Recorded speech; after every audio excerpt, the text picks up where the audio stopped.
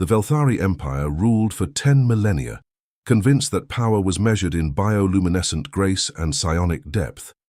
To Princess Saleith, the humans arriving on Etheris Prime were little more than biological clutter, vermin escaping a gutter in the stars. She looked at Kale Marin and saw a fragile gardener, a man whose species was a cosmic footnote. But when a planet-cracking armada darkened her skies, the gardener stopped pruning flowers and started shattering suns. You are about to witness why the galaxy's greatest mistake was assuming humans were the prey. Make sure to stay until the final revelation, because the truth about Project Incarnate will change everything you know about human potential. If you love epic sci-fi stories like this, join our legion by subscribing to Zenith Imperium right now. The transport ship hissed as its stabilizers locked into the landing pad of Etheris Prime. It was the hour of the twin setting suns, a time when the capital's crystal spires didn't just reflect light, they seemed to ignite, turning into pillars of liquid fire. For Princess Saleith Velithara, it was a moment of supreme serenity, her skin glowing a soft, rhythmic blue that signaled her inner calm. She was the face of the Imperial refugee program, a role her brother Retin often mocked as glorified pest control. To the Velthari, humans were the cosmic equivalent of vermin, short-lived, physically weak, devoid of psionic talent, and possessing technology that looked like primitive clockwork compared to the Empire's crystal matrix systems. As the 43 Terran refugees stumbled out of the ship, Saleith felt a familiar pang of pity mixed with revulsion. They looked grey, tired, and utterly broken. They were the survivors of Hester Roman IV, a frontier world stripped bare by the Dackroll Hegemony. According to the reports, these humans had lost everything: homes, families, even their dignity. They stood there in rags, blinking against the warm Etherian air. Saleith approached them with her tablet, her graceful 7-foot frame towering over the humans. To them she must have looked like a living star. To her they felt like guttering candles about to be snuffed out by the wind. She moved through the line, recording names with the practiced efficiency of someone sorting through surplus cargo. Most humans looked down, their spirits crushed by the weight of their displacement. But then she reached him. Kale Marin. He stood slightly apart, not because of physical distance, but because of an invisible barrier of stillness that seemed to wrap around him like a shroud. He was average in height, brown-haired, with eyes the color of cold river stones. When Saleith stepped in front of him, he didn't look down. He looked directly into her eyes, a breach of protocol that would have seen a Velthari noble punished, but for a human it was simply seen as a sign of their inherent lack of manners. "Name?" she asked, her voice like the chime of a crystal bell. "Kale Marin," he replied. His voice was flat, devoid of the jagged edges of trauma she felt in the others. Profession before displacement. Agricultural engineer. Saleith made a note, but her mind was elsewhere. As a Velthari, she possessed an empathic sense, a natural gift to read the emotional resonance of those around her. The other refugees were a chaotic storm of grief and fear. But Kale was different. He was a void. It wasn't that he had no emotions. It was as if his presence was a polished stone where her senses simply slid off, unable to find a grip.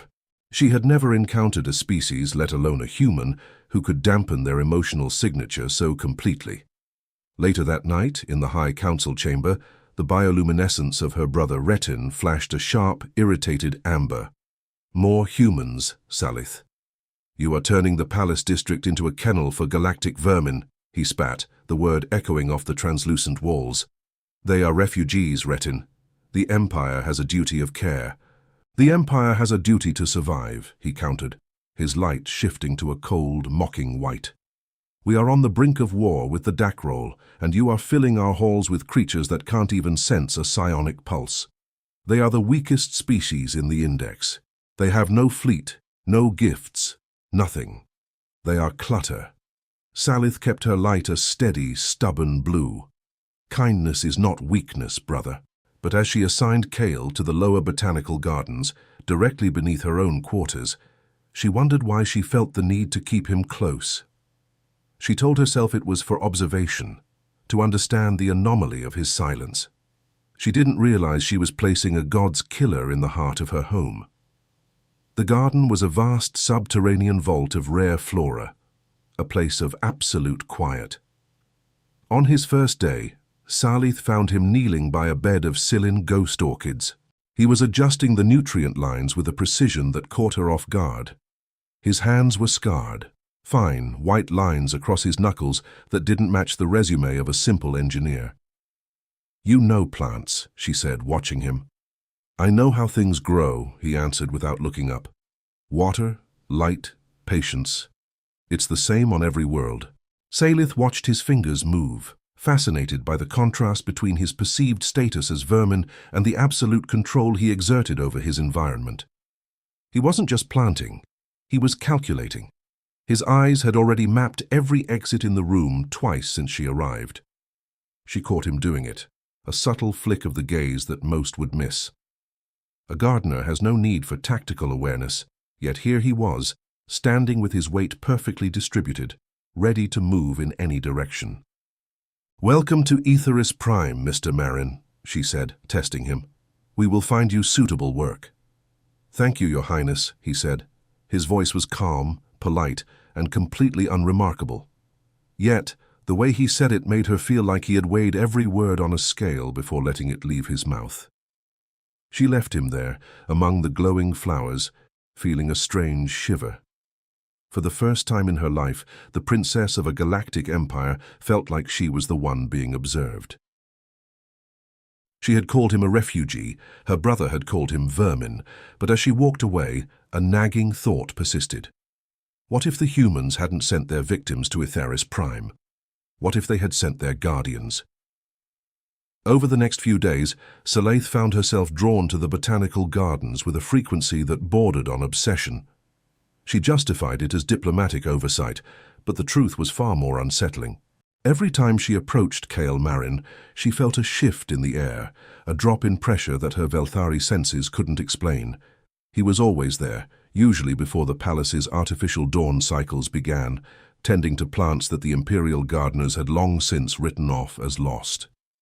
He had a way of touching the leaves, a gentle, rhythmic pressure that seemed to coax life out of the most stubborn, alien soil. On the fourth morning, she found him standing over a patch of rare Morvathi moonvines. They were notoriously temperamental, requiring a precise balance of minerals and light. Most specialists used drones and sensors, but Kale was simply using his bare hands, feeling the moisture in the dirt. "You've done more for this garden in a week than my staff has done in a year," Saleith remarked, her bioluminescence glowing a warm, appreciative teal. Kale didn't look up immediately. He finished anchoring a vine before standing and wiping the dirt from his palms. "They were dying because people were trying to control them," he said. "Plants don't want to be controlled, they want to be understood." Saleith watched his eyes, those riverstone eyes that never seemed to blink quite as often as a normal human should. "Why did you leave Hester Roman 4? She asked, testing the boundaries of his silence. He paused, his gaze drifting to the crystal ceiling above them, through which the early morning light of the twin suns filtered in soft ribbons. "Because there was nothing left to stay for," he replied. "The Dackroll don't just take territory, they erase the memory of it." He looked back at her, and for a split second, the void in his emotional signature flickered. It wasn't grief she felt. It was a cold, hard density, like the core of a collapsed star. Saleith felt a shiver run down her spine, a sensation she usually only experienced when standing near the core of a warp drive. She tried to push deeper with her empathic senses, but the wall was back up, smoother and more impenetrable than before. She decided to change her approach. She began bringing him items from the Imperial archives, a Velthari sound crystal that resonated with the frequency of his favorite orchids, and later, a translated volume of Terran poetry. When she handed him the book, his fingers brushed against hers. The contact was brief, but to Saleith, it felt like touching a statue made of warm iron. He was solid in a way humans shouldn't be. "Thank you," he said, looking at the book with a strange, distant expression. "Human poets have a lot to say about loss. It's our specialty." Saleith tilted her head. "Why do you say that?" Because we are the only species in the galaxy that spends its entire life knowing it's going to die. And yet we still build things to last forever, he said. It's a very human kind of stubbornness. The peace of the garden was shattered on the 7th night. Saleith was in her quarters, staring at the diplomatic reports of Dackroll movements on the border when the palace's internal alarms screamed. A security breach. It wasn't an orbital strike, it was an infiltration. Dackroll commandos, using stealth shroud technology, had bypassed the palace's outer rings. Their target was the lower levels, the nerve center of the palace's life support and internal communication. Saleith didn't wait for her guards. She grabbed a ceremonial pulse dagger and rushed toward the elevators. Her mind immediately went to the refugees. If the Dackroll were in the lower levels, the gardens were in the direct path of the strike. When she reached the garden entrance, the scene was not what she expected. There was no smoke, no sound of gunfire. Instead, there was a silence so heavy it felt suffocating. She stepped through the arched doorway and stopped. 3 Dackroll warriors, 7-foot-tall monsters with reinforced chitinous exoskeletons and energy blades, were lying on the floor. Their armor was cracked in places that shouldn't have been breakable by anything short of a heavy demolition hammer. Their weapons were still holstered. They hadn't even had the chance to draw them. Kale was standing 10 feet away, calmly pruning a vine. He wasn't sweating. His breathing was as steady as if he were sitting at a dinner table. His clothes weren't even ruffled. The palace guard captain arrived seconds later, followed by a squad of armored Velthari. He stared at the unconscious assassins, then at the human gardener. "What happened here?" the captain demanded, his weapon leveled at Kale. Kale didn't look up from the vine. "I heard a noise," he said, his voice flat and unremarkable. "By the time I looked over, they were already on the ground. Maybe they tripped on the irrigation lines." The captain looked at the heavy-duty Khitan armor of the Dackroll, shattered like cheap glass, and then at the narrow, dirt-covered irrigation pipes. "Tripped?" he barked. 3 of the galaxy's most elite assassins tripped and knocked themselves unconscious at the same time. Kale finally looked up, his expression one of polite confusion. "I'm just a gardener, Captain. I don't know much about soldiering, but I'd suggest you check your security cameras." The captain signaled his tech officer, who scrambled to access the garden's local feed. "It's corrupted," the officer reported, his voice shaking. "The last 60 seconds of footage is nothing but static. A technical malfunction." Saleith stood in the doorway, her light flashing a panicked, erratic violet. She looked at Kale's hands. The white scars on his knuckles seemed to glow in the dim garden light. She didn't believe him for a second. She had seen the way he moved in the palace, the way his weight was always balanced, the way his eyes never stopped scanning. She knew what a Dackroll warrior was capable of. She had seen them rip through Velthari squads like paper. To see 3 of them neutralized without a single shot being fired was impossible, unless the man standing before her wasn't a man at all. She stayed behind as the guards dragged the assassins away for interrogation. Kale returned to his plants, his movements slow and methodical. "Why did you do it?" she whispered when they were alone. He didn't answer for a long time. The only sound was the soft snip of his shears. "They were going to hurt the orchids," he said finally. "It took a lot of work to get them to bloom." Saleith stepped closer, her heart hammering against her ribs. "You're lying. You did something to them. You did something that shouldn't be possible." Kale turned to face her. For the first time, he let the mask slip, just a fraction. The void didn't just feel like a lack of emotion anymore, it felt like a warning. "Princess, some truths are like certain plants," he said quietly. "They only grow in the dark. If you bring them into the light, they wither. And trust me, you don't want to see what's growing in my garden." He turned back to his work, leaving Saleith standing in the shadows of her own palace, feeling a cold realization wash over her. Her brother had called the humans vermin. She had called them victims. But as she looked at the silent gardener, she realized they were both wrong. The humans hadn't come to Etheris Prime to be saved. They were the ones holding the leash on something terrifying, and the leash was starting to fray. Saleith did not sleep that night. Every time she closed her eyes, she saw the shattered chitin of the Dackroll armor and the terrifying, immovable calm on Kale Marin's face. She spent the hours before dawn in her private study, the walls glowing with the soft, bioluminescent pulse of the palace's architectural heart.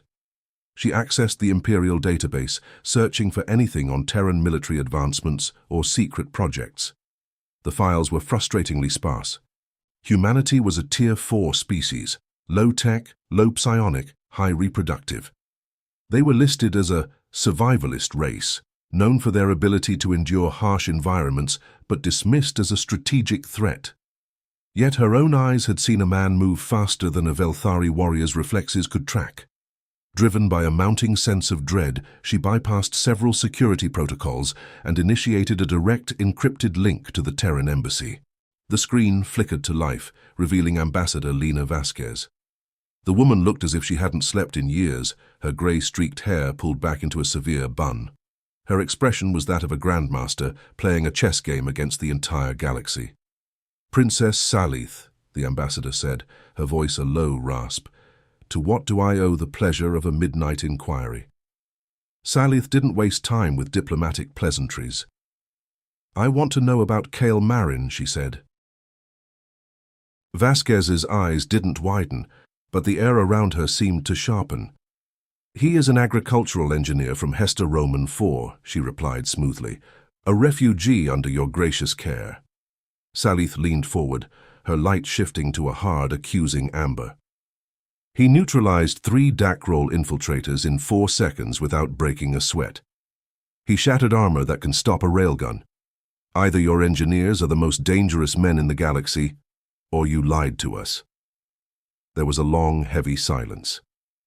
Vasquez looked away from the camera, staring at something off-screen. Then she leaned closer, her face filling the frame. "Princess, let me give you a piece of advice that isn't in your protocols. If Kale Marin told you he is a gardener, then I strongly suggest you let him garden. Some questions are better left unasked. Not because the answers are dangerous, though they are, but because the answers change the way you see everything. You think of humans as vermin, as a footnote. If you find out what we've had to do to survive, you won't see us as friends anymore. You'll see us as a nightmare." The call ended abruptly. Saleith sat in the darkness, the ambassador's words echoing in her mind. 2 weeks later, the geopolitical climate of the galaxy soured even further. A diplomatic summit was called on Corinth 9, a massive orbital station in neutral space.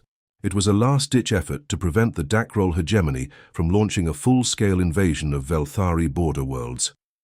Saleith was chosen as the Empire's representative, a move intended to show the galaxy that the Velthari still valued diplomacy over the saber-rattling of her brother Retin.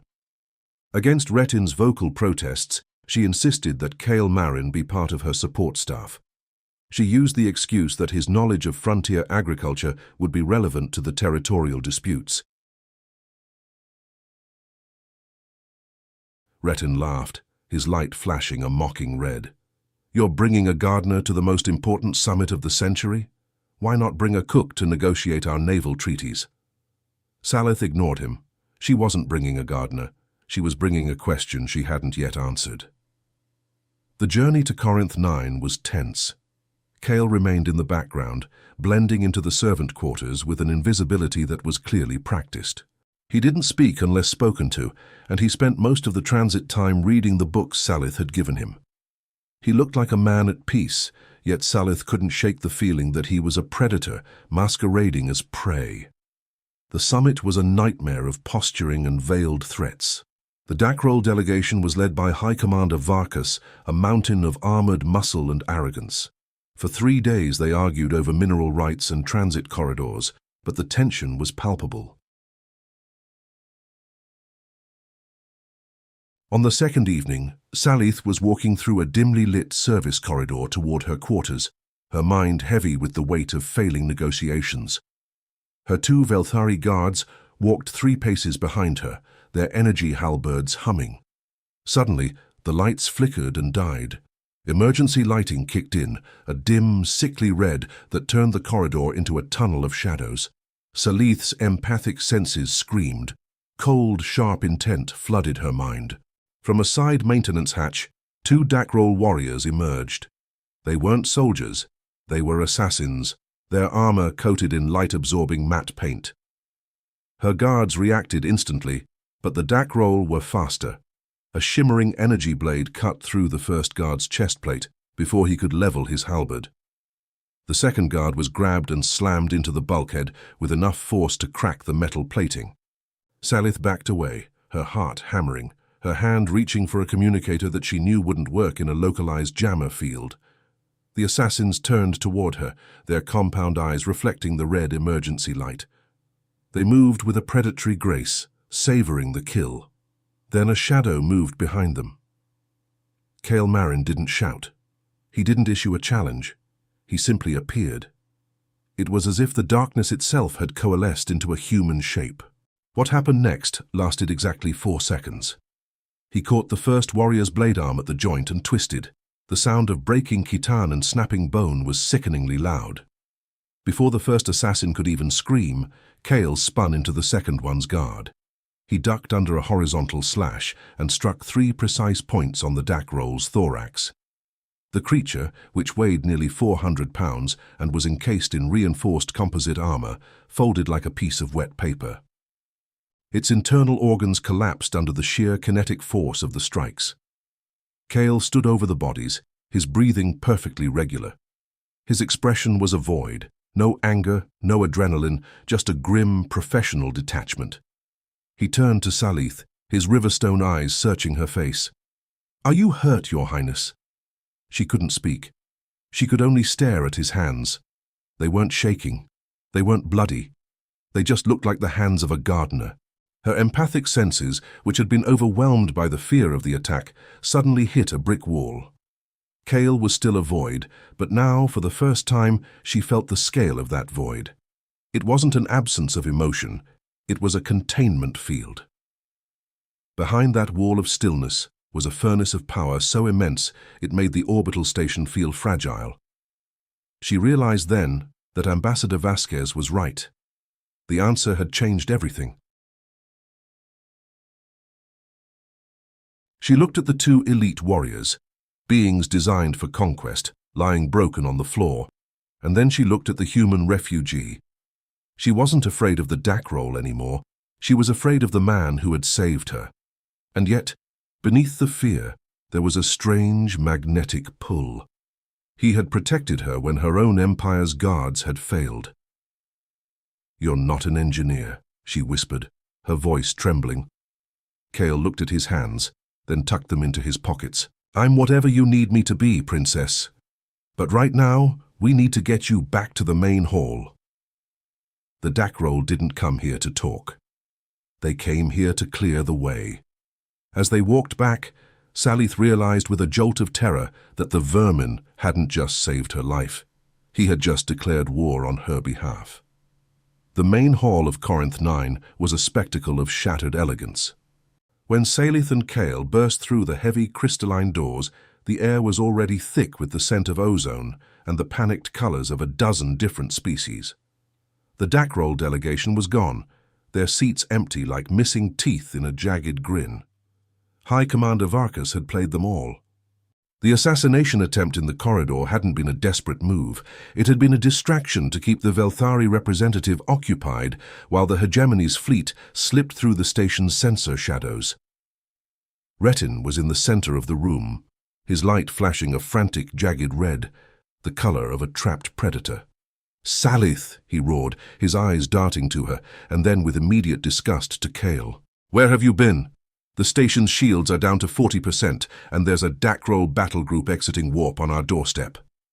Saleith ignored his tone, her mind still reeling from the silence of the man standing behind her. "We were attacked," she said, her voice echoing with a cold authority that made even Retin flinch. "Dackroll infiltrators. They're already inside the station." Retin's light shifted to a pale, sickly yellow. "Inside? Impossible." "Our scanners are useless," Saleith snapped. She looked at the holographic display in the center of the hall. A ring of red icons was closing in on the station. The Fang of Extinction, Varkas's flagship, was leading the charge. It was a planet killer, a ship designed to end civilizations, and it was currently pointing its primary graviton lance at the heart of the neutral zone. The ambassadors of the smaller systems were screaming, their psionic signatures creating a psychic static that made Saleith's head throb. Amidst the cacophony, she looked at Kale. He was standing near a refreshment table, his hands loosely at his sides. He wasn't looking at the holograms. He was looking at the structural supports of the ceiling, calculating stress points. He looked bored. The sheer audacity of his calm acted as an anchor for her. She realized then that the Velthari Empire, for all its beauty and 10,000-year history, was a house of glass. They had forgotten what it was like to be at the bottom of the food chain. Humans had never forgotten. They had spent their entire history as the underdog, and they had built their souls out of the scrap metal of their defeats. Retin grabbed a communicator, barking orders to the Velthari escort ships docked outside. "Scramble the fighters. Protect the station at all costs." He turned back to Saleith, his light burning with a desperate pride. "We will hold them. The Empire does not bow to these brutes." Saleith didn't answer.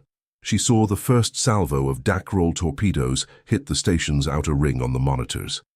The floor buckled. The sound was a deep, low groan of metal screaming in agony. The lights flickered, and for a heartbeat, Saleith was back in that dark corridor, watching Kale break a monster with his bare hands. She pulled Kale aside, into a small alcove, away from the prying eyes of the council. "You knew this was coming," she whispered. Kale looked at her, and for the first time she felt a flicker of something that wasn't a void. It was pity. "We knew they were building up," he said. "We didn't know they'd be this bold. They're not just trying to take territory anymore, Saleith. They're trying to remove the only obstacle to their hegemony. They're trying to remove you." "Why?" Saleith asked. "Because we're the only ones who can unite the fringe worlds. If the Velthari fall, the rest of the galaxy follows."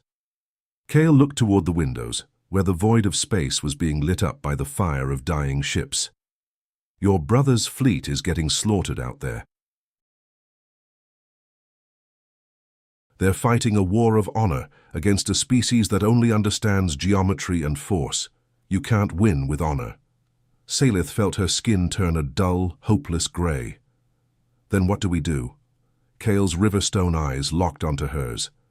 "I need you to get to your ship. Take your brother and the other delegates. Get to the palace on Etheris Prime and seal the bunkers. But you—" Saleith started, her hand instinctively reaching for his. Kale stepped back, the movement so fluid it was almost spectral. "I'm going to stay behind and make sure the doors stay open for you." Saleith's empathic senses suddenly caught a glimpse of the furnace behind his eyes. It was a heat that didn't burn. It consumed. "You'll die," she said, her voice breaking. "Humanity doesn't have a ship on this station. You're just one man." Kale gave her a small, sad smile, the same smile he had given the orchids. "I'm not just a man, Princess. I'm a strategic deterrent. Now move." Retin tried to stop her as she led the delegates toward the secondary hangar. "What are you doing? We should be in the command center." "The command center is a target, Retin," Saleith yelled, her bioluminescence flashing a commanding, brilliant white that silenced him.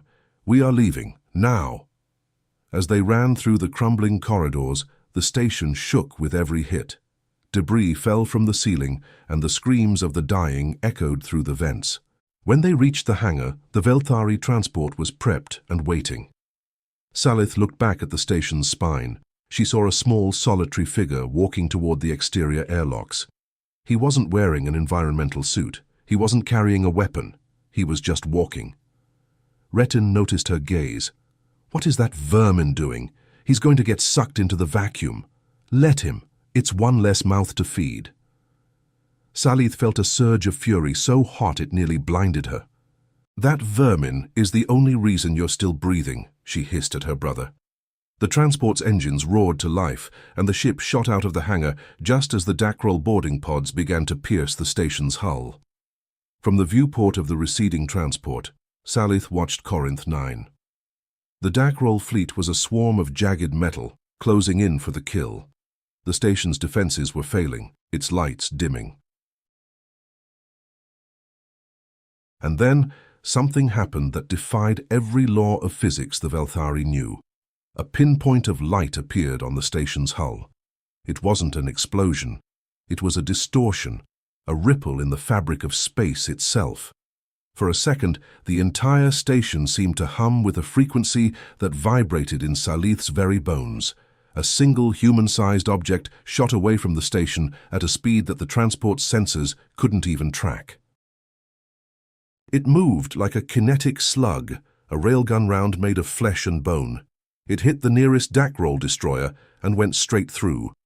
The ship didn't just explode, it shattered as if it had been hit by a moon. No debris, no fire, just a sudden, violent expansion of energy that reduced the destroyer to dust. Retin stood at the viewport, his light turning a ghostly, terrified white. What? What was that? Saleith gripped the armrest of her chair, her eyes fixed on the flickering red icons of the Dackroll fleet as they began to vanish one by one. "That," she whispered, "is the Gardener." And as the transport jumped to warp, heading for the relative safety of the throne world, Saleith realized that the galaxy was no longer the place she had grown up in. The humans hadn't been hiding in the shadows of the stars. They had been waiting for someone to give them a reason to turn the lights on, and God help the species that was standing in the room when they did. The jump back to Itharis Prime was the longest hour of Princess Saleith's life. The transport's interior was a hollowed-out silence, punctuated only by the low hum of the warp drive and the frantic rhythmic flickering of her brother Retin's bioluminescence. He was pacing the length of the observation deck, his light a jagged, sickly yellow that signaled a deep, primal fear. Saleith sat in the command chair, her eyes fixed on the blank space of the warp tunnel, but her mind was still on Corinth 9. She kept replaying the sensor data in her head, the way the Dackroll destroyer hadn't just exploded, but had essentially been deleted from reality. It was a violation of every known law of mass and energy. When the ship finally dropped into real space above the throne world, the sight was a brief comfort. The crystal spires of the capital still glowed with the light of the twin suns, peaceful and untouched. But as they descended toward the palace landing pads, Saleith saw the mobilization.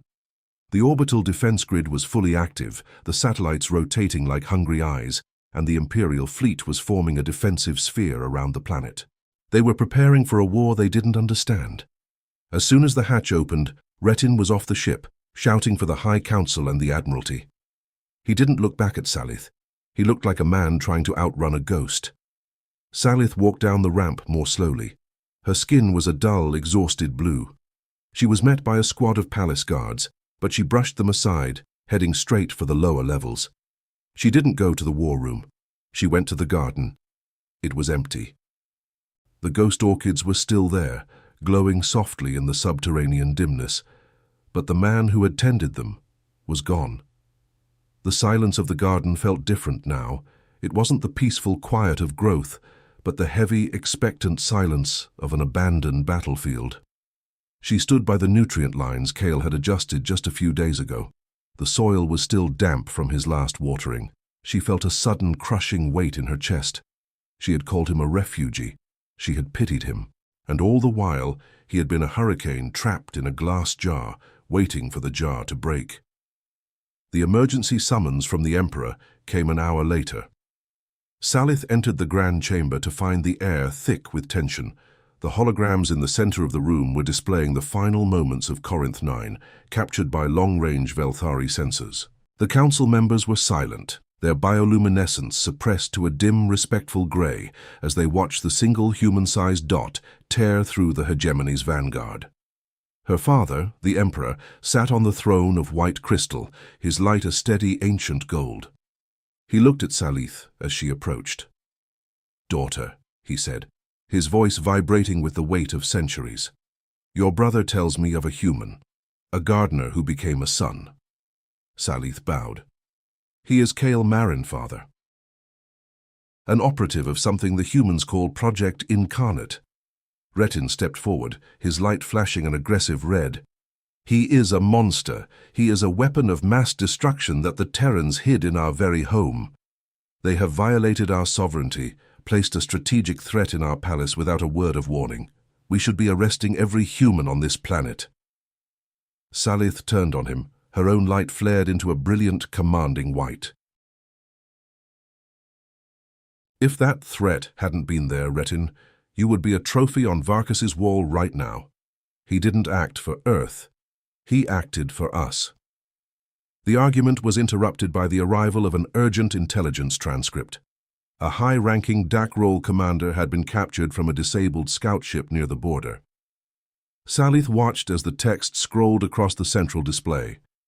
The interrogation was standard until the end, where the Dackroll officer had begun to laugh, a dry, clicking sound that didn't translate well through the audio logs.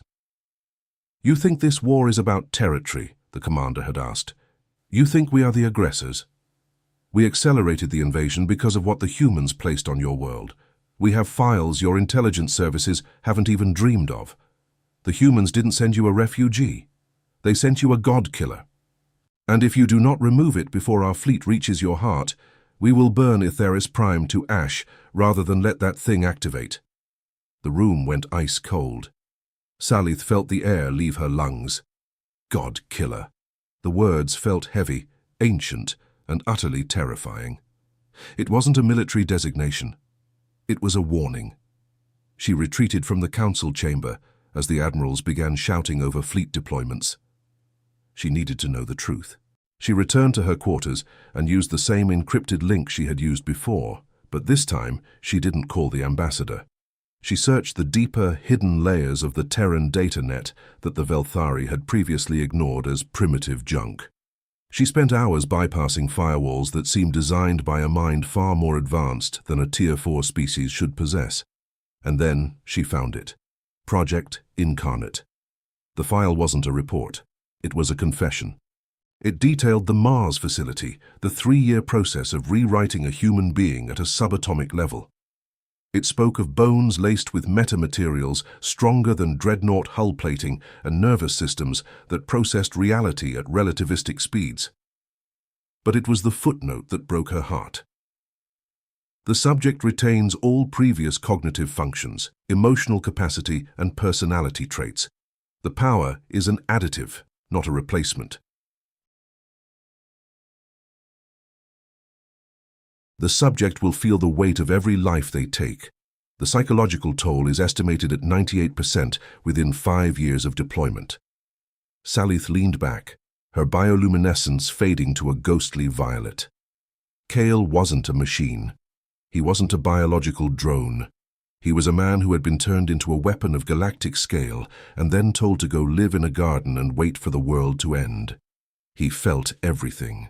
The void she had sensed wasn't an absence of emotion, it was the sheer effort of a human mind trying to hold back the power of a star so it wouldn't incinerate everyone he talked to.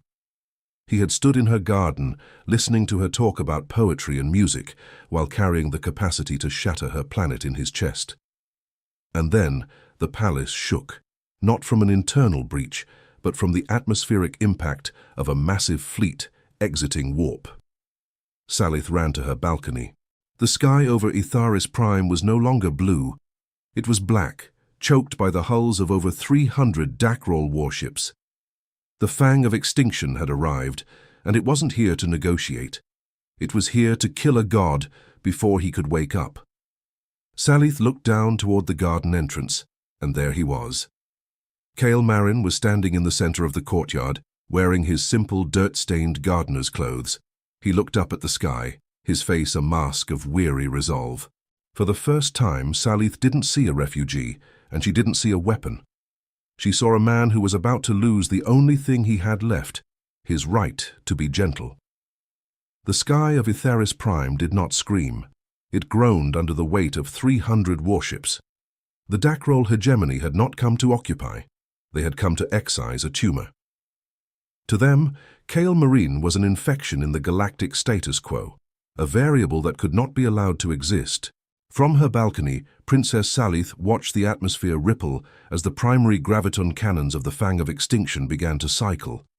The air itself seemed to turn into a thick, oily static. Below her, in the palace courtyard, the man who had spent months whispering to orchids looked up at the encroaching darkness. He didn't move with the frantic energy of a soldier or the desperate bravado of a hero. He simply stood there, his weight distributed with a terrifying mathematical perfection.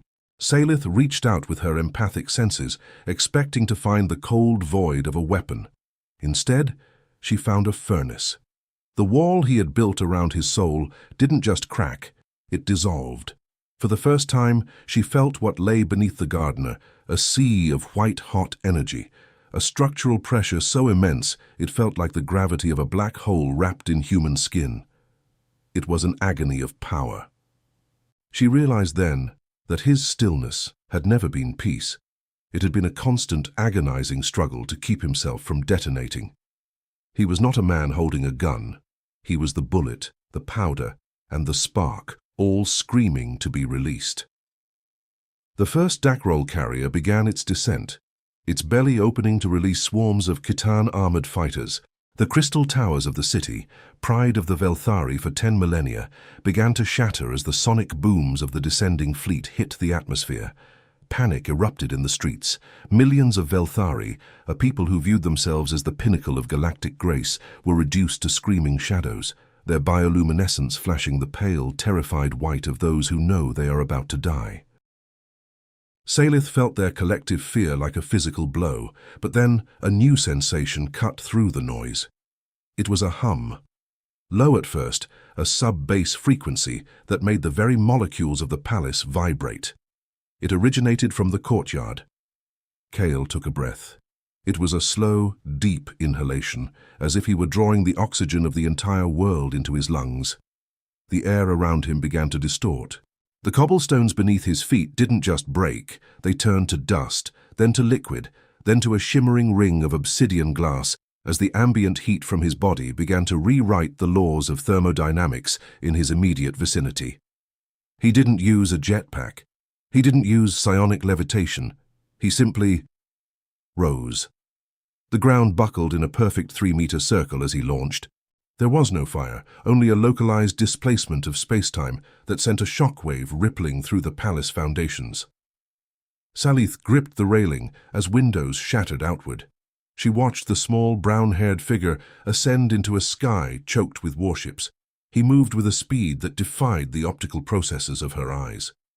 One moment, he was a speck above the courtyard. The next, he was a streak of kinetic fury hitting the lead Dackroll carrier. He didn't fire a weapon. He was the weapon. He went through the carrier's ventral shields like they were made of silk. The ship, a half-kilometer-long beast of war, buckled at the point of impact. From the ground, it looked like a needle passing through a balloon, but the result was a catastrophic release of energy. The carrier's internal atmosphere ignited, and the ship split in two, its reactor core detonating in a brilliant violet bloom. Kale exited the far side of the explosion, his clothes now entirely burned away, his skin glowing with a terrifying translucent light. He looked like an anatomical drawing made of starlight. In the Hegemony's flagship, the sensors must have been screaming error. A single human-sized target was dismantling a battle group. The Dackroll responded with the only thing they knew, overwhelming force. Hundreds of ships turned their primary batteries away from the city and toward the lone figure. Particle beams, antimatter torpedoes, and graviton lances converged on a single coordinate in the sky. The concentrated fire was enough to crack a small moon. The sky turned a blinding, artificial white. Saleith shielded her eyes, her skin glowing a pained, dark violet. She thought it was over. No biological entity, no matter how modified, could survive that level of energy saturation. But then, her empathic sense caught something impossible. The furnace wasn't dying, it was growing. The incarnate process hadn't just made Kale strong, it had turned his cells into hungry voids. He wasn't just enduring the Dackroll's fire, he was drinking it. He was absorbing the heat, the radiation, and the kinetic impact, converting the Hegemony's own aggression into the fuel he needed to sustain his flight. The white light cleared, and there he was. He was no longer a man in any recognizable sense. He was a silhouette of golden white energy, a humanoid-shaped tear in the fabric of the universe. He moved again, And this time, he didn't just hit the ships, he danced through them. He moved at near relativistic speeds, a golden thread weaving a tapestry of destruction through the Dackroll formation. A destroyer vanished in a cloud of ionized gas. Two frigates collided as their navigation systems were scrambled by the sheer gravitational wake of his passage. The vermin was no longer in the gutter. He was the sun, and the hegemony was made of wax. Saleith watched, tears of awe and terror streaming down her face as her brother Retin stumbled onto the balcony. He looked up at the carnage, his bioluminescence a jagged, broken grey. What is that?" he whispered, his voice cracking. Saleith didn't look at him. She didn't have the energy for spite. "That is the cost of our peace, Retin," she said, her voice hollow. "That is the man who likes orchids, and we have forced him to become a god." In the sky above, the fang of extinction began to turn its massive bulk, its planet-killer weapon finally charged. It was a desperate move, a weapon designed for orbital bombardment, now aimed at a single, moving target. The air grew cold as the graviton beam began to form. Kale stopped his movement. He hung in the air, miles above the city, and faced the flagship. He didn't dodge. He didn't hide. He opened his arms, inviting the end of the world to hit him. And as the beam fired, Saleith felt a scream in her mind that wasn't hers. It was the collective realization of 100,000 Dackroll sailors that they had finally met the one thing in the galaxy that couldn't be killed. The graviton beam from the fang of extinction hit Kale Marin with the force of a collapsing star. It wasn't just light. It was a localized distortion of gravity so intense that the atmosphere around the impact point liquefied, turning into a shimmering, translucent tunnel of raw pressure. From the balcony, Princess Saleith saw the sky buckle. The clouds were sucked into a spiraling vortex, and for a terrifying second, the twin suns of Etheris Prime seemed to dim as the beam bent the very path of their light. Every sensor in the palace screamed. The energy readings were off the charts, surpassing anything the Velthari science academies had ever recorded. Retin collapsed to his knees, his bioluminescence a flickering static-filled grey. "Nothing survives that," he choked out, his voice barely a whisper against the thundering roar of the atmosphere. "No biological cell, no metamaterial. It's a planet cracker. He's gone." But Saleith didn't look at the sensors. She didn't listen to her brother. She closed her eyes and reached out with her soul. Through the deafening psychic noise of the dying fleet and the terrified screams of her people, she found him. He wasn't gone. He was a pillar of fire in a sea of cold gravity. She felt the incarnate process at its absolute limit. Inside Kale's body, the subatomic metamaterials were vibrating at frequencies that threatened to tear his molecular structure apart. His bones, laced with the density of white dwarves, were groaning under a weight that could split a continent. But it was his mind, the human, stubborn, vermin mind, that was doing the impossible. He wasn't just enduring the beam, he was anchoring it. He was acting as a lightning rod for the end of the world, drawing the graviton energy into the furnace of his own cells. Saleith felt his agony, a white-hot, screeching pain that would have vaporized any other consciousness. Yet, beneath the pain, there was that same river-stone stillness. He was thinking of the ghost orchids. He was thinking of the way the light hit the crystal spires at sunset. He was thinking of a girl who had sat with a gardener and hadn't been afraid of the dark. Then, the humming stopped. The silence that followed was more terrifying than the noise. In the sky, the graviton beam didn't fade. It began to reverse. Kale closed his hands into fists. The golden-white energy radiating from his silhouette turned a deep, violent crimson, the color of human blood and dying stars. He didn't fire back a beam of his own. He simply released the tension. The energy he had absorbed from the entire Dackroll fleet, multiplied by the planet-cracking force of the flagship's primary weapon, exploded outward in a controlled, directional shockwave. It was a kinetic scream. The fang of extinction, a 3-kilometer-long fortress of Khitan and fire, simply ceased to exist. It didn't break into pieces, it was reduced to its component atoms in a microsecond. The flash was so bright that for 100 miles in every direction, the shadows of the crystal towers were burned into the ground.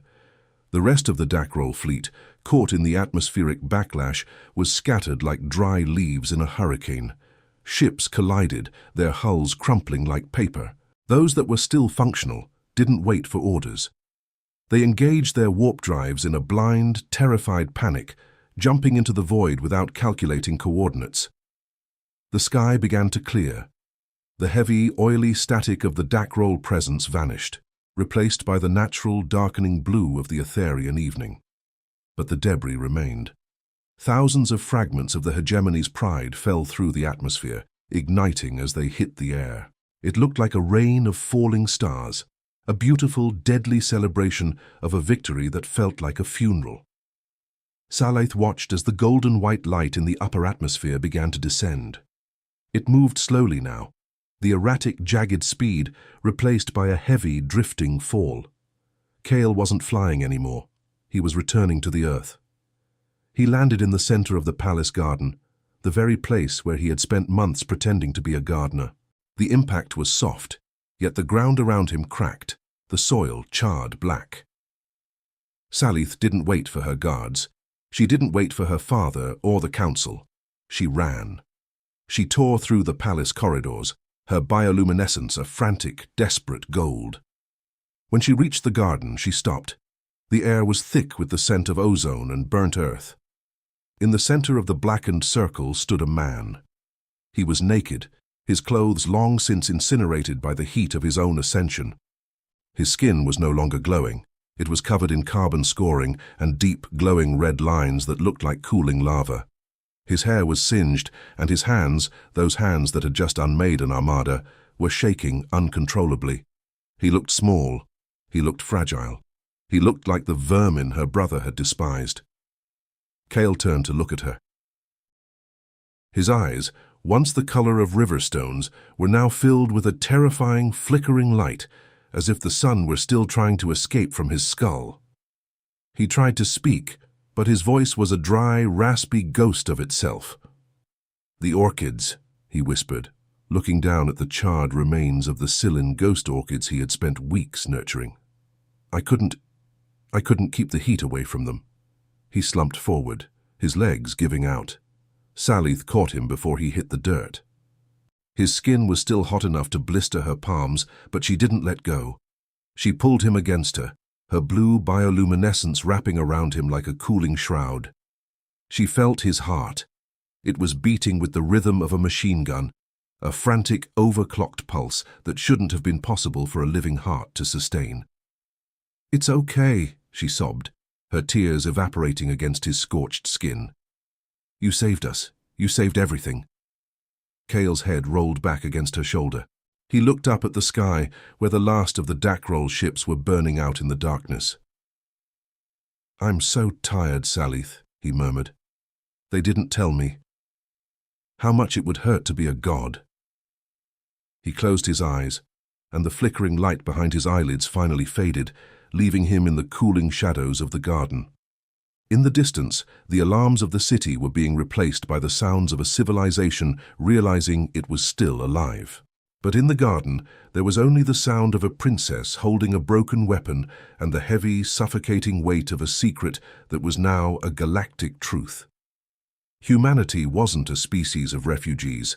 They were a species that had looked at the cold, indifferent cruelty of the universe and decided that if they had to burn, they would take the stars with them. And as Saleith held him, she knew that the galaxy would never be the same.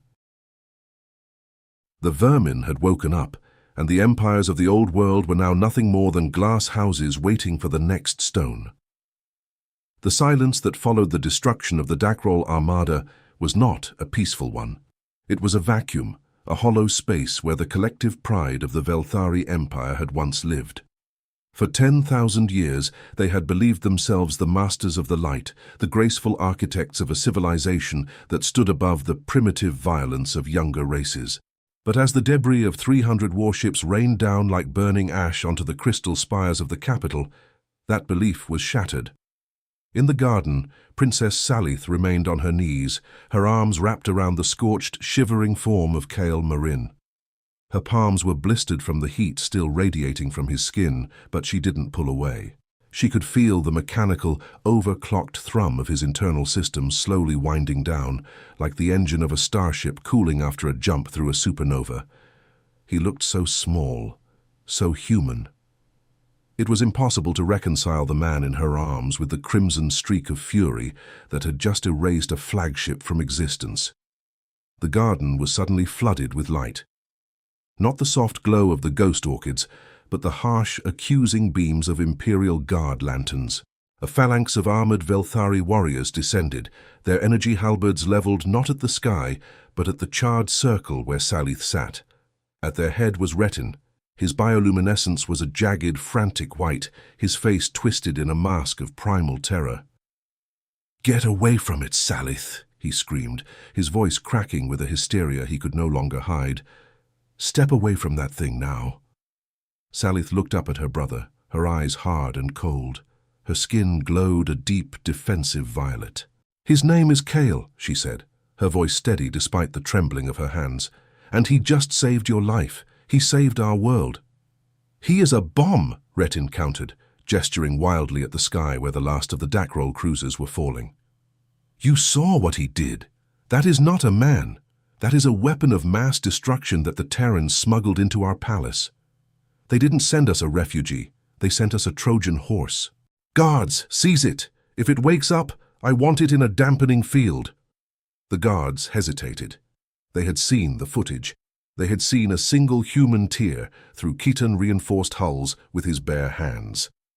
To them, the vermin in the dirt was more terrifying than any army. But before they could move, a new sound cut through the chaos. It was the low, rhythmic thud of a Terran shuttle's thrusters. The ship was black, matte-finished, and utterly devoid of the crystalline elegance of Velthari design. It descended with a brutal, functional efficiency, landing just a few meters from the scorched garden bed. The hatch hissed open, and Ambassador Lena Vasquez stepped out. She wasn't alone. Behind her were 4 individuals dressed in simple, grey tactical gear. They didn't carry weapons, but the way they moved, with a synchronized, predatory grace, made the Imperial Guards instinctively step back. They moved like Kale. They had that same stillness, that same void in their emotional signatures. Saleith felt a wave of cold realization wash over her. They were all like him. "Stand down, Prince Retin," Vasquez said, her voice cutting through the humid air like a blade. She didn't look at the guards. Her eyes were fixed on Saleith and the man in her arms. "Mr. Marin is under the jurisdiction of the Terran hegemony. Any attempt to restrain him will be considered an act of war against Earth." Retin laughed, a sharp, nervous sound. "An act of war?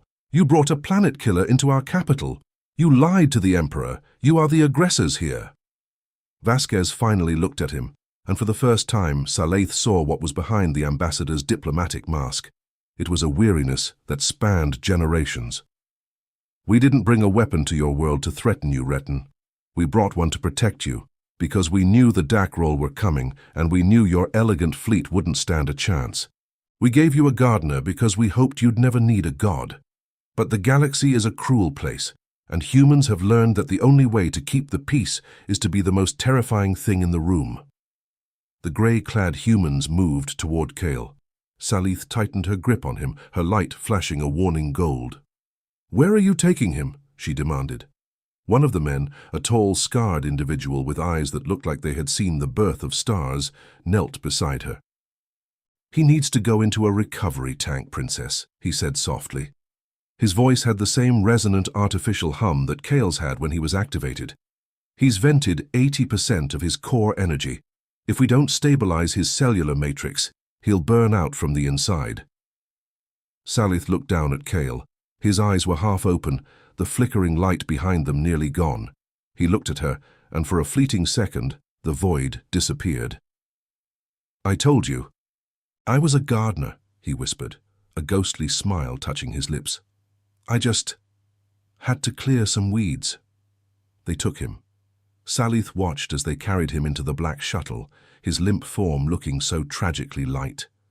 The shuttle lifted off, disappearing into the dark Etherian sky, leaving the garden in a silence that felt like a bruise. The palace was in chaos. The High Council was in emergency session, and the Emperor had retreated to his inner sanctum, refusing to speak. But the garden wasn't the only place where things had changed. Across the galaxy, the footage of the 17-minute massacre was playing on a loop. The Morvathi, the Sylinx, the Dackroll, every species that had ever looked down on humanity as a Tier 4 nuisance was now staring at their screens in frozen silence.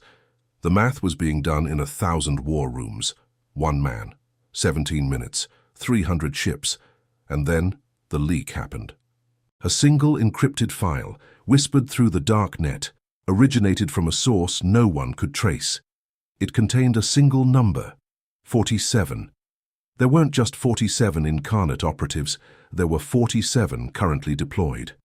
The file didn't list locations, it didn't list names, it just provided a list of worlds where the gardeners were living. Trade hubs, allied capitals, neutral stations. Suddenly, the galaxy realized that they weren't surrounded by refugees. They were living in a room full of unpinned grenades, and they had no idea who was holding the handles. Saleith stood in the ruins of her garden, her hands still stained with Kale's blood and the soot of his sacrifice. She looked at the ghost orchids, now nothing more than blackened stems. She realized that the vermin hadn't just saved the Velthari, they had ended the era of the old empires. The age of grace and psionic posturing was over. The age of the human deterrent had begun. And as she looked up at the stars, she didn't feel the awe she once had. She felt a cold, shivering dread. Because if Kale was the one who loved orchids, she didn't want to meet the one who didn't. She didn't want to know what happened when the other 46 decided they were tired of gardening. The days following the siege of Etheris Prime were defined by a light that refused to fade. It wasn't the warm, rhythmic glow of the Velthari spires, but a harsh, radioactive memory burned into the retinas of every living being on the planet. The atmosphere itself felt wounded, the sky streaked with the lingering ionized trails of the Dackroll fleet's annihilation. Princess Saleith spent those days in a state of suspended animation. She moved through the palace like a ghost, her bioluminescence a constant morning shade of deep indigo. She was no longer just the face of the refugee program. She was the woman who had harbored the God-killer, and the weight of that association had turned her into a pariah within her own home. The Imperial Council met in closed sessions that lasted for cycles, their voices raised in a chorus of terror and accusation. They were no longer discussing trade routes or mineral rights. They were discussing the human problem. The species they had collectively labeled as vermin, a nuisance to be tolerated at the fringes of the galaxy, had suddenly revealed itself to be the apex predator. Retin, fueled by a mixture of wounded pride and genuine horror, led the faction calling for the immediate expulsion of all Terrans. "We are a civilization of grace," he roared, during one session Saleith was forced to attend. "We do not build monsters. We do not lace the bones of our children with starship armor. The humans have brought a darkness into this galaxy that cannot be unmade. If we allow them to stay, we are admitting that our 10,000-year history was nothing more than a prelude to their violence." Saleith stood at the edge of the chamber, her light flaring to a sharp, defiant gold. "Our history was a prelude to our extinction, Retin," she interrupted, her voice cutting through the chamber's psionic static. "We were measured and found wanting. The Dackroll didn't care about our grace. They didn't care about our crystal architecture. They came to burn us. And the only reason you are standing here to complain about human violence is because a human was willing to endure that violence on your behalf." The council fell silent, their lights flickering in an uneasy grey cadence. They knew she was right, and they hated her for it. The realization that their survival was a gift from a lower species was a poison that was slowly dissolving the social fabric of the Empire. In the streets of the capital, the mood was even more volatile. The Velthari people, once so secure in their superiority, now looked at every human refugee with a mixture of awe and bone-deep fear. They saw the same face as Kale Marin in every Terran worker, every child, every old man. They wondered which of them was the next incarnate, Which of them was a hidden bomb waiting for the right frequency to detonate? The 47 leak had done its job. It had turned the galaxy into a house of mirrors where every shadow looked like a threat. Saleith eventually fled the council, unable to breathe in the suffocating atmosphere of their denial. She found herself back in the lower botanical levels. The garden was a tomb. The scorched earth where Kale had landed remained black and barren, the soil having been vitrified into a dark, jagged glass. The palace gardeners had been ordered to clear the area, but Saleith had forbidden it. She wanted the scar to remain. She wanted the Empire to remember the price of its safety. She was kneeling by the edge of the glass circle when Ambassador Vasquez appeared. The human woman looked older, the lines on her face deeper in the harsh, artificial light of the garden.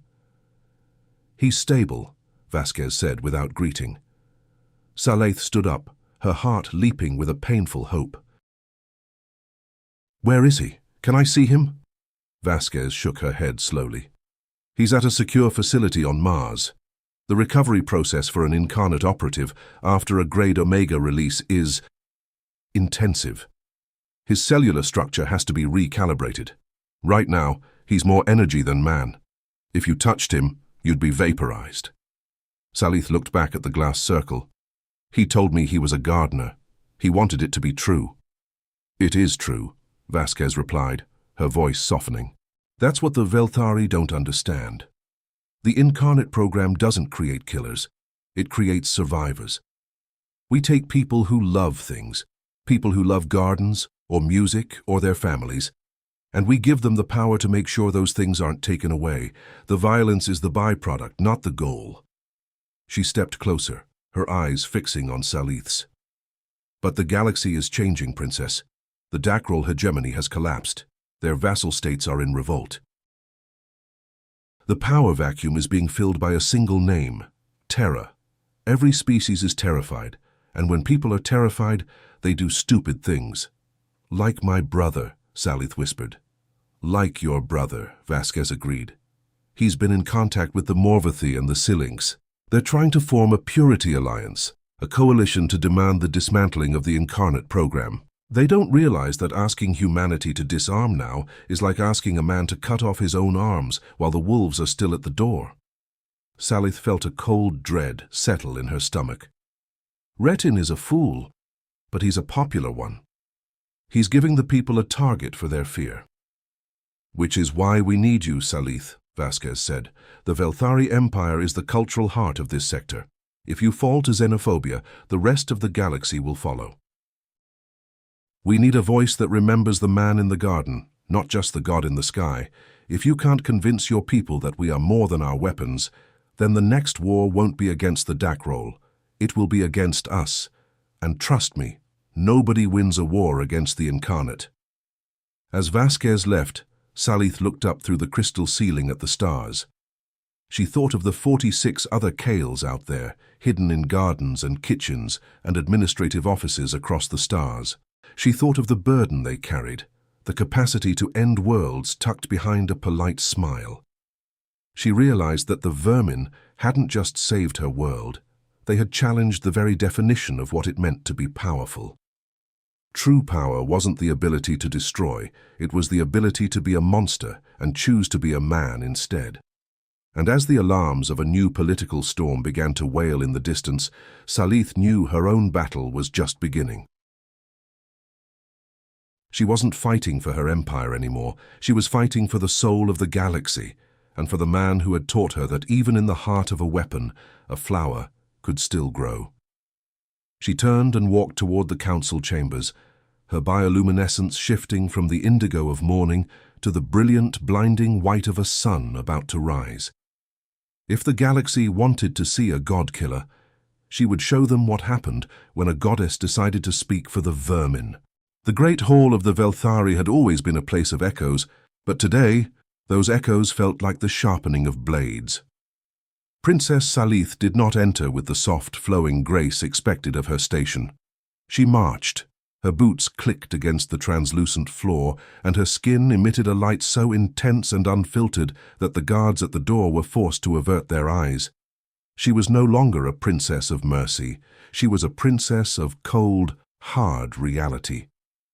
At the center of the hall, Retin stood surrounded by delegates from the Velthari Hegemony and the Saleith nests.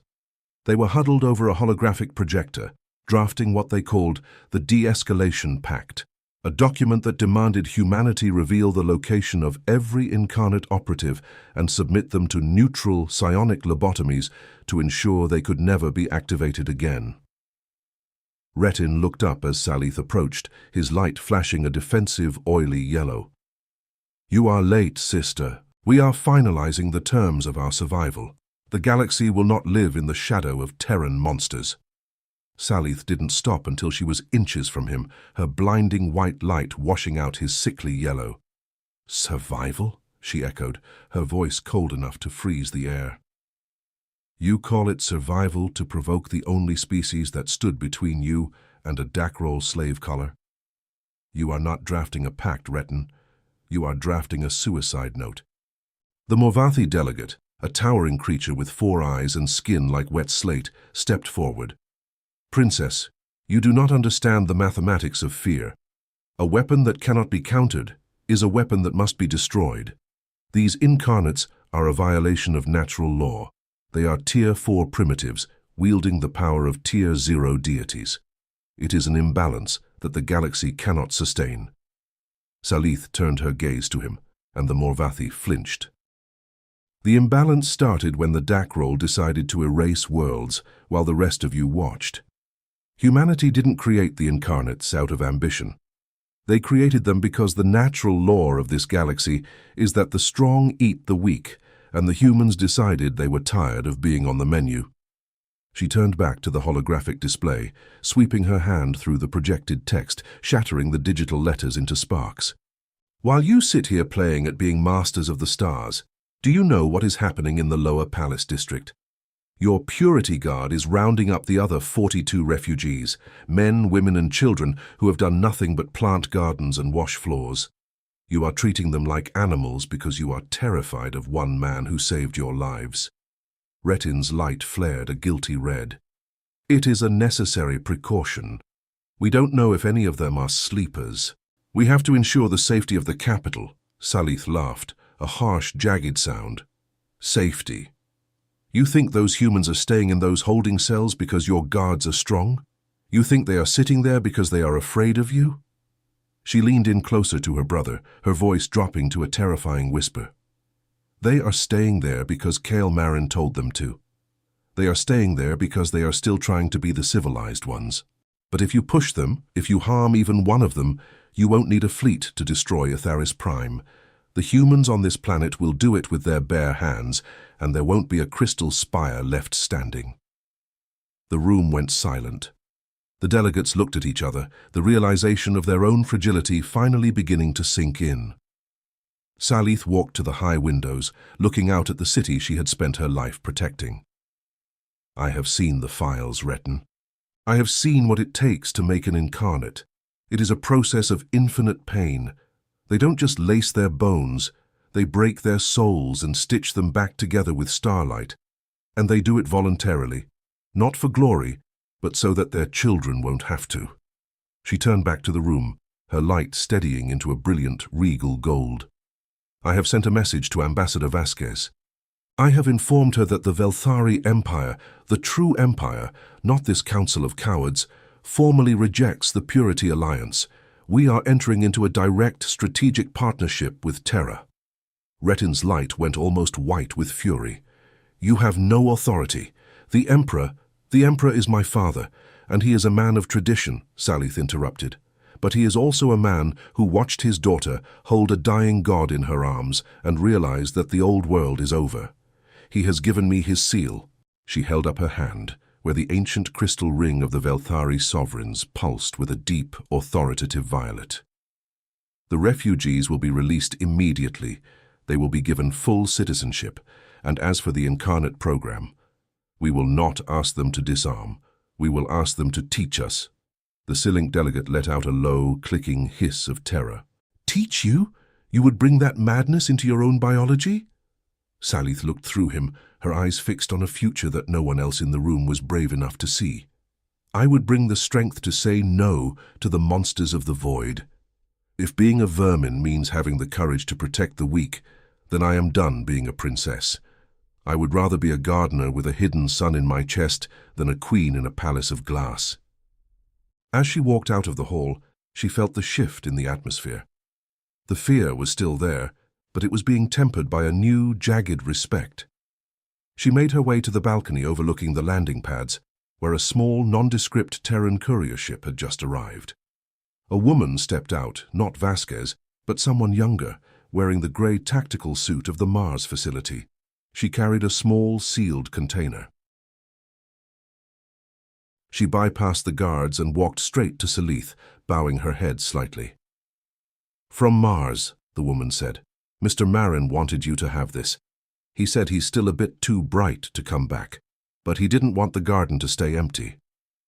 Saleith took the container with trembling hands. She opened it and felt the breath leave her lungs. Inside, nestled in a bed of nutrient-rich Martian soil, was a single tiny sprout. It wasn't a ghost orchid.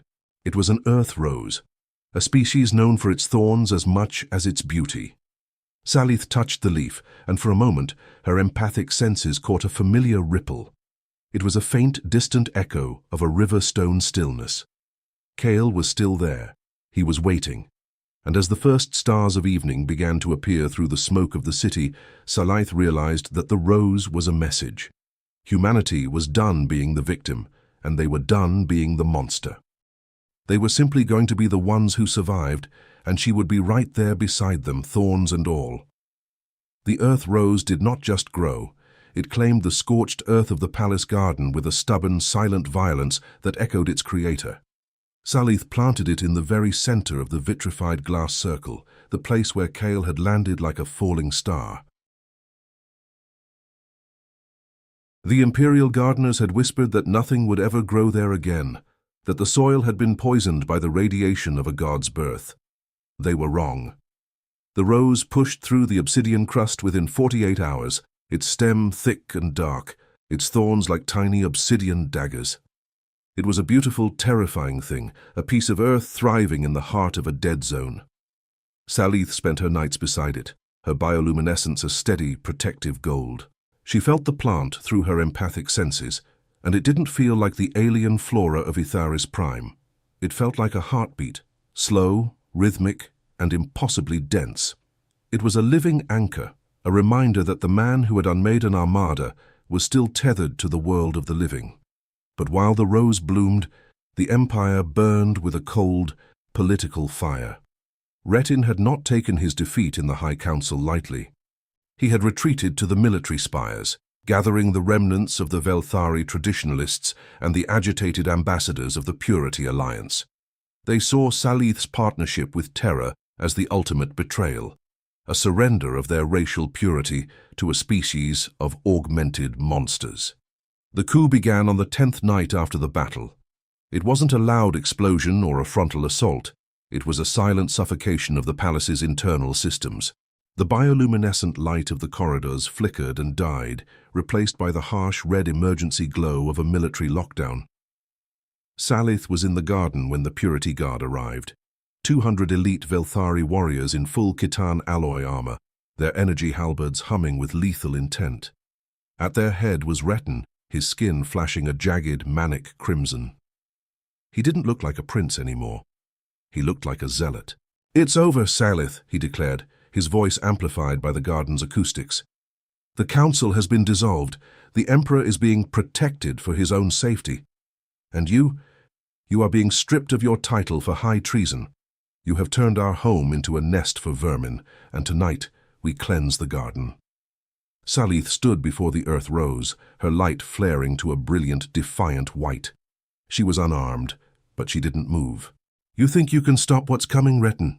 You think killing a few refugees will make the galaxy forget what they saw in the sky?"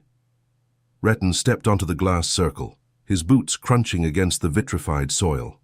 "We aren't just killing them, we are making an example. We have already rounded up the humans in the lower district. They are being processed for deportation, or termination if they resist. And as for your gardener on Mars, he is millions of miles away. "He can't save you now." He signaled to his guards, who began to level their halberds at the small group of human refugees who had gathered behind Saleith. These weren't soldiers. They were the kitchen staff, the maintenance workers, the people Saleith had protected for months. They stood in the shadows, their faces pale, their hands empty. But as the guards stepped forward, something strange happened.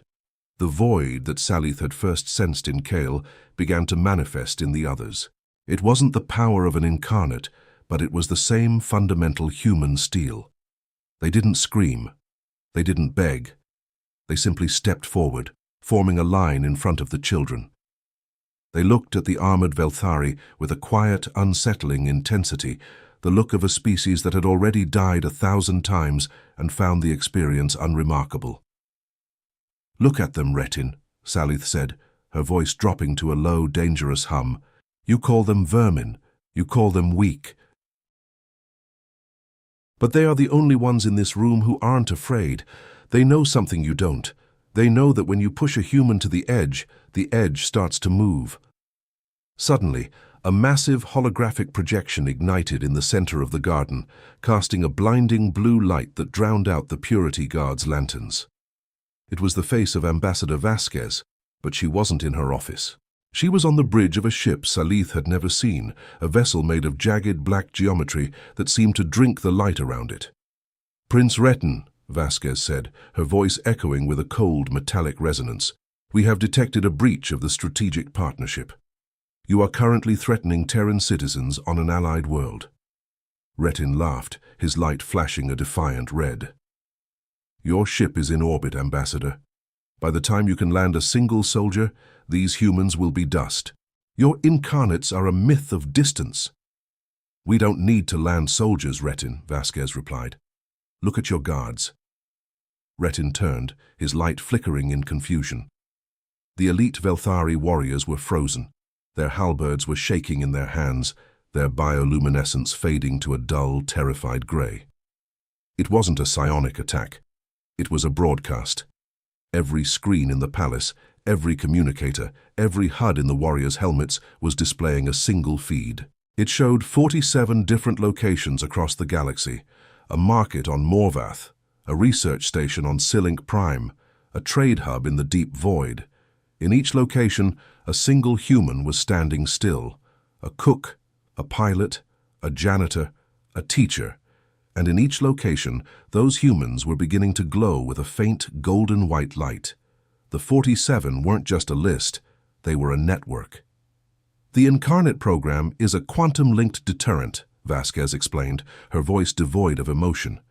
"If a single Terran refugee is harmed on Etheris Prime, the program initiates a synchronized Grade Omega release across all 47 nodes. We won't just destroy your palace, Retin. We will erase every diplomatic and military asset your alliance possesses across the entire sector. We call it the Dead Man's Garden. If we can't grow flowers, nothing will grow." The silence that followed was absolute.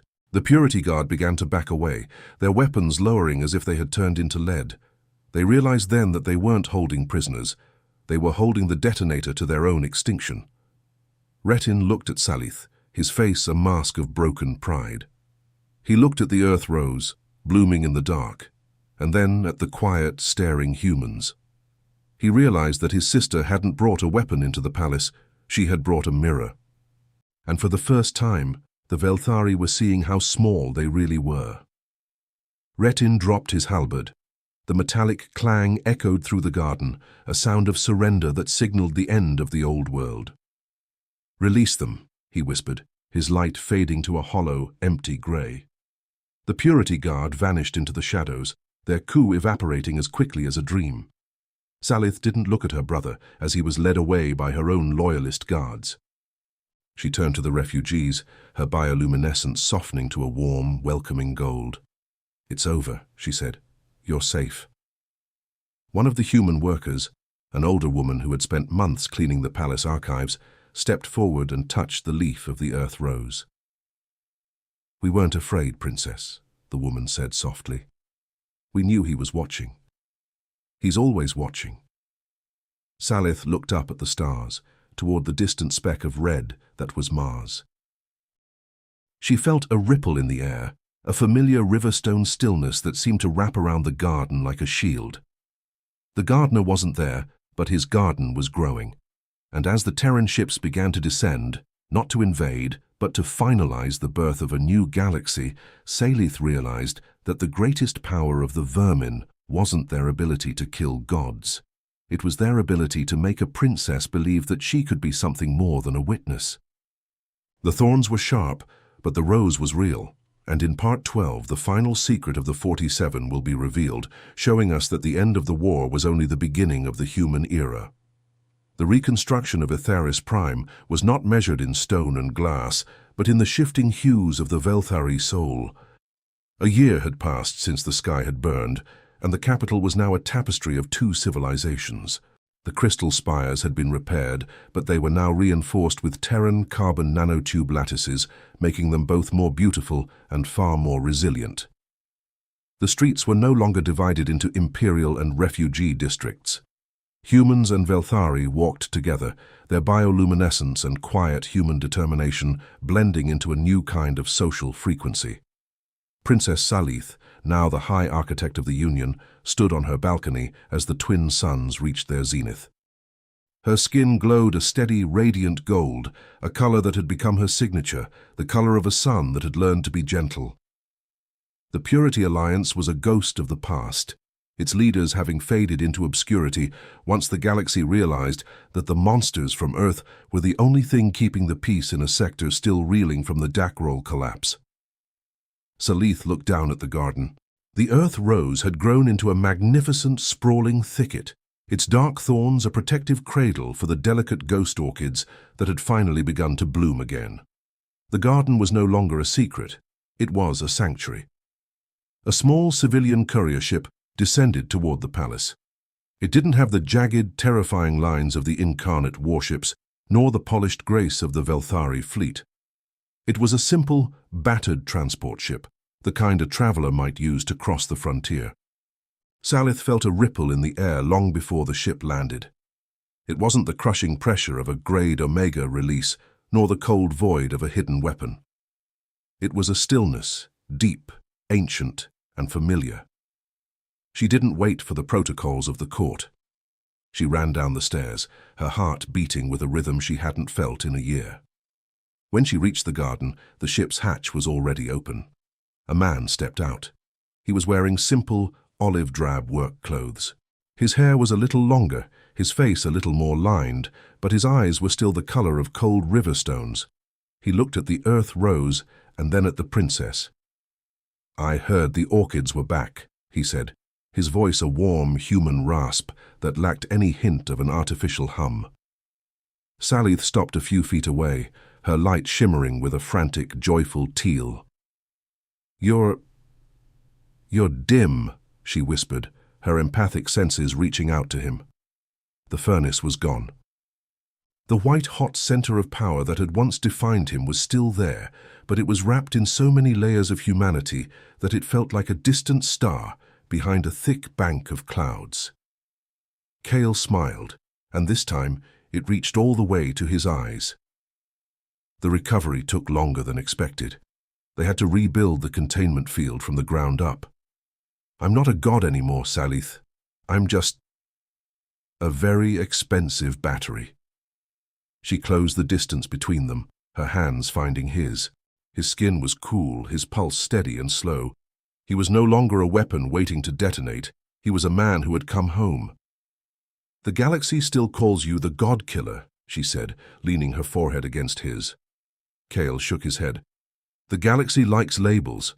It makes them feel like they understand the math, but they still don't know the final secret of the 47. Saleith pulled back slightly, her curiosity sparking gold. "The final secret? Vasquez told me about the dead man's garden. She told me about the quantum link." Kale looked at the thicket of roses, his expression turning thoughtful. That was the military's secret. But the project had a different goal. We weren't built to be the fleet, Saleith. We were built to be the anchors. When humanity reached the stars and saw how much bigger and older everyone else was, we were terrified we'd lose ourselves. We were afraid we'd either be crushed or become just like the empires that came before us. The 47 weren't just weapons. We were the experiment to see if a human could hold the power of a star and still want to plant a flower. The secret isn't that there are 47 of us. The secret is that we all chose to come back to the garden. He reached out and touched a ghost orchid, his fingers moving with that same methodical grace she had fallen in love with. If any of us had enjoyed the killing, if any of us had wanted to be gods, the program would have failed. We were chosen because we were the most stubborn, the most ordinary, and the most tired of war.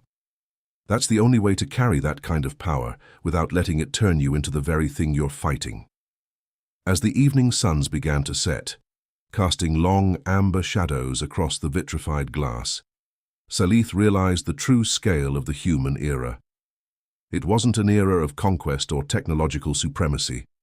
It was an era of profound, terrifying responsibility. The vermin had become the guardians of the galaxy, not because they were the strongest, but because they were the only ones who knew exactly how much it cost to use that strength. They were a species that had turned their trauma into a shield and their grief into a deterrent. "My brother still thinks you're a monster," she said softly. Kale laughed, a genuine, light-hearted sound that echoed through the crystal spires. "Let him. As long as he stays away from my orchids, we won't have a problem." They sat together in the center of the glass circle, a princess of a 10,000-year empire and a gardener from a dead world. Above them, the stars began to appear, but they no longer looked like distant, cold threats. They looked like possibilities. The galaxy would never forget the 17 minutes that changed everything. The story of the gardener who shattered an armada would be told in a dozen languages across 1,000 worlds. It would be a warning to the tyrants and a lullaby to the oppressed. But here, in the quiet heart of Itharis Prime, the story was much simpler. It was the story of a man who had been a god and chose to be a person instead.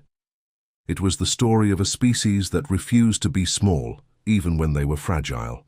And as Saleith leaned her head on Kale's shoulder, her skin glowing with a deep, contented gold, she knew that the garden was finally complete.